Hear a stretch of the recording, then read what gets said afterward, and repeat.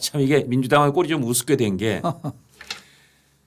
현 대표는 음주운전 전과가 있는데 또 전직 대표이자 전직 대통령의 딸이 음주운전으로 사고까지 낸 이런 일이 터져서 그걸 환기시키는 와중에 네. 또 다른 면에서는 오늘 나경원 의원 이런 얘기를 SNS에 올렸던데 민주당 전 대표이자 전직 대통령의 딸이 음주운전을 하는데 현 민주당 현 대표 이재명 대표와 개딸들은 탄핵 폭주 운전을 하고 있다. 그러니까 정말 음주운전과 탄핵 폭주 운전이라는 걸 또 이렇게 라임을 걸어서 네. 사실은 이게 음주운전뿐 아니라 정말 탄핵 폭주가 시작됐다. 아까 저희가 모두에 잠깐 다뤘습니다만 이재명 대표가 전직 음주운전 전과자인 이재명 대표가 정말 탄핵 폭주 열차를 운전하고 있다는 생각이 드는 게 이제는 대통령을 누가 봐도 지칭하는 그런 컨텍스트 이 맥락에서 말해도 안 되면 징치해야 하고 징계해서 사실해야 하고 징치해도 안 되면 끌어내려야 한다. 이런 말을 뱉어서 이게 또 큰 파장을 일으키고 있습니다. 그런데 또 굉장히 그 내용을 쭉 보면요. 징치하고 끌어내려야 한다면서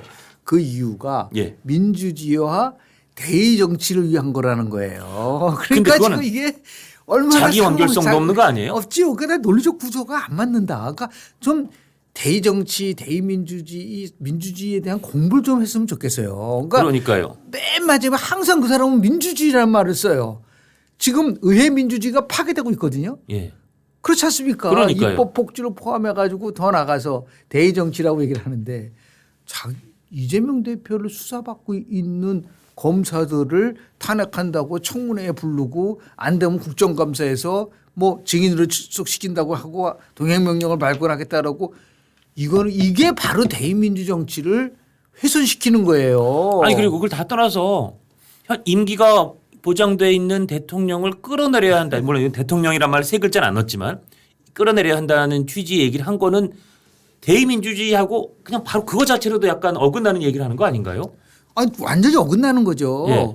이 사람들은 의회 권력은 마음대로 사용할 수 있고 예. 예를 들어서 대통령 행정 권력은 거부권도 행사하지 말라는 거잖아요. 그러니까요. 예. 아니 상권 분립에 의해서 의회 권력하고 입법 권력하고 나름대로 자기 권한을 행사하는 거란 말이에요. 그 판단은 국민이 하는 거고 맞습니다. 더 나가서 한 표를 더 많이 얻었어도 우리나라 선거법상으로는 한 표를 더 많이 얻은 사람이 국민을 대표하는 대통령이란 말이에요. 예.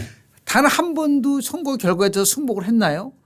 이 사람들은 딱 끝나자마자 뭐 촛불행동 같은 데는 계속해서 인정하지 않고 탄핵을 준비하고 심지어 뭐 탄핵의 밤을 열고 막 그러잖아요. 국회 맞습니다. 내에서. 예. 이런 상태가 과연 대의 정치라든지 대의민주주의의 근간을 훼손하는 거 아닌가요? 그러면서 대의민주주의를 위해서라고 대의서 얘기하고. 한다고 얘기를 하고 있으니까 예. 굉장히 모순적인 그러니까 말과 행동이 다른 거예요. 그러니까 예.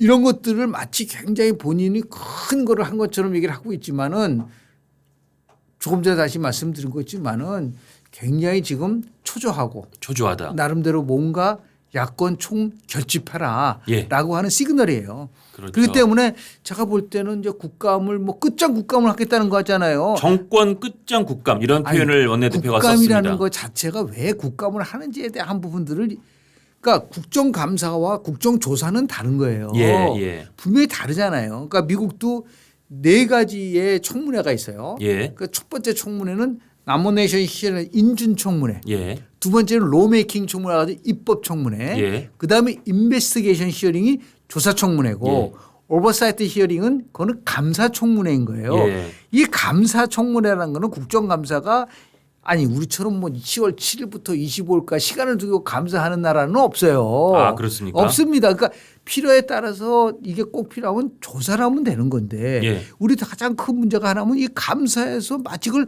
국정조사처럼 행동을 하는 게 가장 큰 문제인 거예요. 아. 이게 한국 의회 정치의 가장 잘못된 거다. 아, 그리고 더 그렇군요. 나가서 국정감사를 하는데 왜 민간인을 증인을 채택을 해요?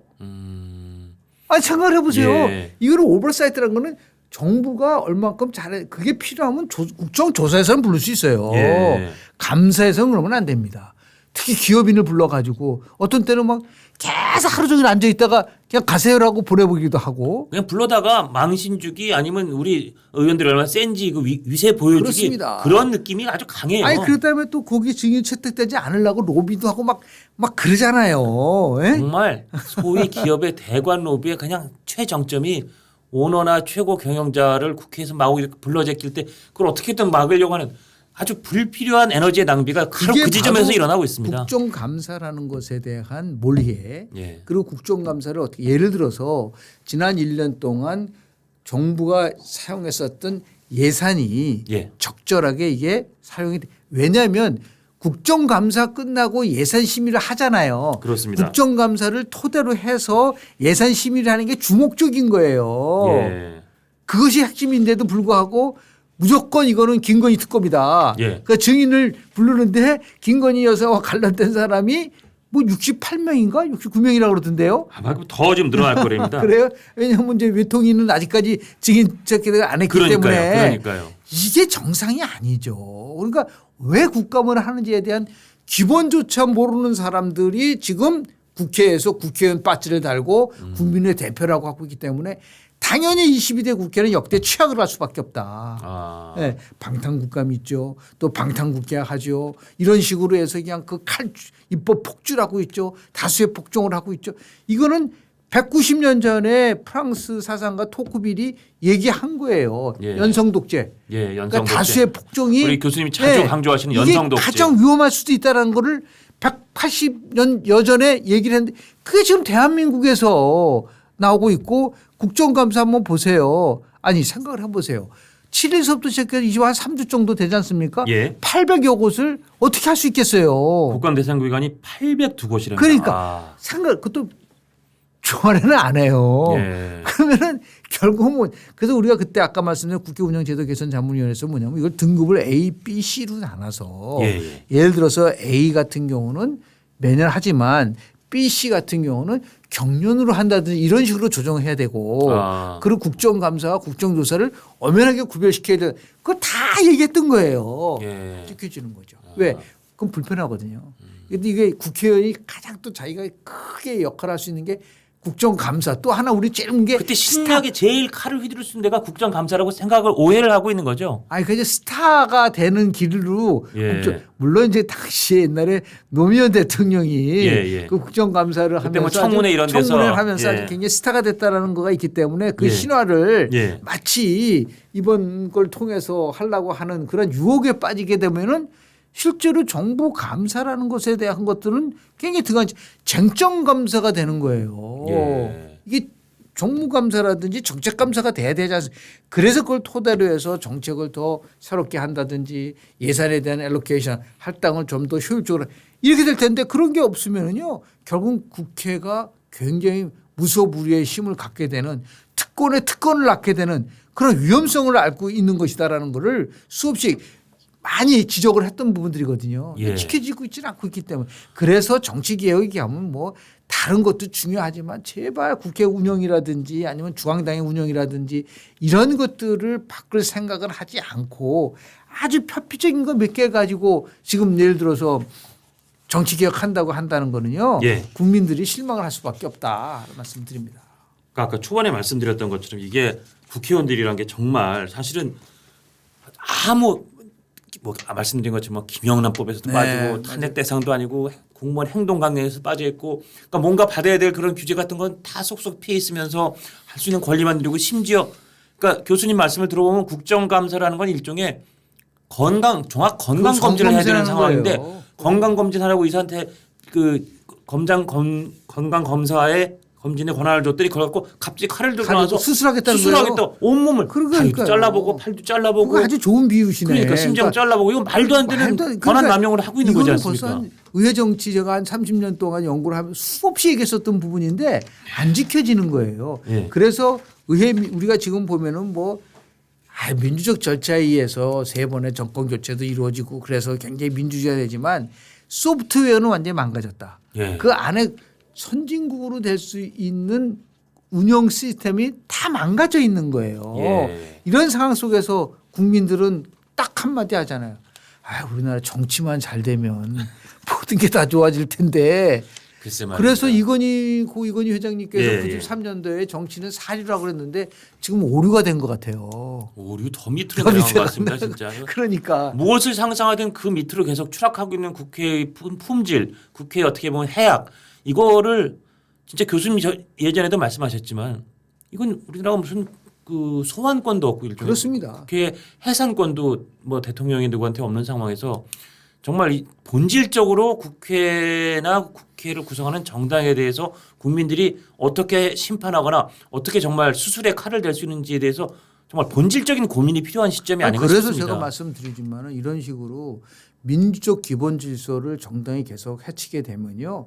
정당 해산에 대한 빌드업을 하는 거예요. 그러니까 그 말씀 그때도 하셨죠. 네, 왜냐하면 예. 대통령을 탄핵할 권한이 있으면 정부는 민주적 기본 질서를 해치는 정당을 헌법재판소에다가 결국은 해산을 요청할 수 있는 거예요. 예. 왜 그러냐? 이게 결국 균형을 맞추기 위해서 그런 거죠. 맞습니다. 그러니까 예. 자꾸만 대통령 탄핵만 얘기를 하잖아요. 예. 이게 심화되면 이제 반대급부가 나올 수밖에 없는 거예요. 예. 저런 식으로 반헌법적이고 반민주적이면서 더 나름대로 국민을 무시하고 자신의 이익만 사적 이익만 추구하려고 하는 정당. 예. 이 정당은 우리가 계속해서 국가보조금까지 줘야 되느냐. 라는 문제제기가 나올 수밖에 없는 거죠. 그렇죠. 그렇죠. 그런 의미에서 이제는 보면 이제 그 이재명 사법 리스크라는 것 때문에 이게 다 본질은 거기서부터 시작되는 거예요. 그것 때문에 그렇죠. 과거의 민주당이 지금의 민주당이 과거 민주당이 아니잖아요. 최소한 김대중, 노무현 이런 대통령을 배출했을 때의 민주당과 그렇습니다. 지금 이재명 대표에 의해서 완전히 사적으로 뭐 포획됐다는 표현까지 나올 정도의 이 1인 뭐 유일 체제의 민주당은 이미 본질적으로 다른 당이 된 것 같아요. 그래서 이제 11월 선거 어떻게 나올지 모르지만 예. 만약에 정말 피선거권을 박탈당 정도의 그 나름대로 형량이 나오게 되면 이제 민주당도 결국은 균열이 올 수밖에 없을 거다. 그러니까 결국은 이제 자체적으로 플랜 B를 준비하는 세력들이 나오게 될 수밖에 없는 거. 좀 그러니까 그렇게 해서 초반에도 말씀드렸는데 이제 그런 사법 리스크가 1심 현실화도 있지만 최근에 그 이화영 부지사가 굉장히 두렵다라는 그렇습니다. 게 육성이 전해진 그 녹취의 그러니까 어떻게 보면 사법 리스크의 절벽으로 추락의 위기로 계속 내몰리는 이재명 대표가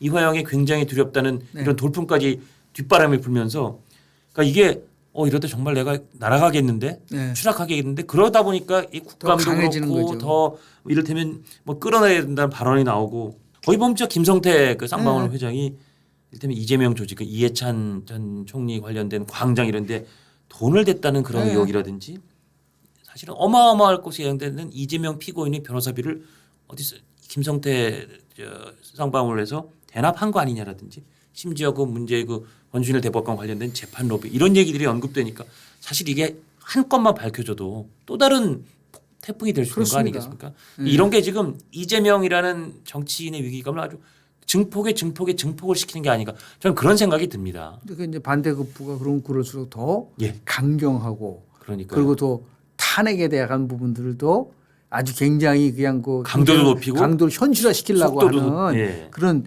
속도 조절이 아니라 속도를 이제 과속하는 거죠. 그렇죠. 탄핵 과속 열차를 타는 거죠. 예. 그렇게 갈 수밖에 없는 그런 아주 구조적으로 참 보면은 한국 정치가 발전해야 되는 이 상황 속에서 너무나 정치 서식 환경이라든지 구조적인 환경이 아주 최악으로 지금 치닫고 있어서 그러니까 매주 나오잖아요. 예. 저희도 일주일마다 나오지만 일주일 사이에 별리가 다 나와요. 맞습니다. 예. 지금 보면은 뭐 탄핵 빌드업 시키고 있죠. 또 문다혜 씨 만취 운전권도 운전하죠. 나오고 예. 있죠.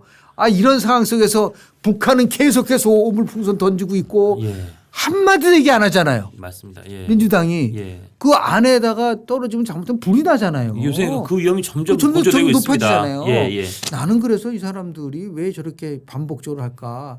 이건 테스팅하는 것 같아요. 테스트하는 거다. 왜냐하면 바람이 이렇게 불 때 우리가 몇 개를 하면은 몇 개 섞어되고 그걸 다 데이터화 시켜놓고 점점 지금 0점 조준이 끝나가는 그렇습니다. 게 아닌가. 이제는 정말 여기서 요 바람 불 때 요 근데 정도 요렇게 무게를 하면 하면은 어디에 떨어진다는 이 데이터까지 점점 축적되고 있다는 불안감이 그렇죠. 빅데이터 커져요. 분석을 하는 거죠. 예. 나름대로 그리고 가장 우리가 원하는 곳에 적절하게 랜딩 시킬 수 있는 최적의 조건이 뭔가를 만들어가는 과정이라고 볼 수밖에 없는.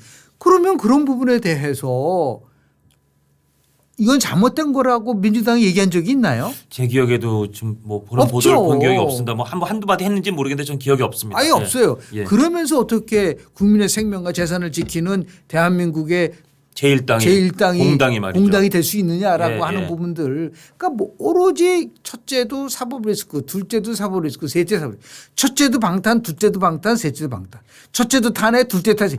이런 식으로 매몰되는 거예요. 그러니까 예. 이런 정당이 정상이라고 볼 수 있나요? 아, 정상이라고 볼 수 없죠. 아니, 그러니까요. 예. 그래서 안 되면 누가 누구를 끌어내린다는 거예요?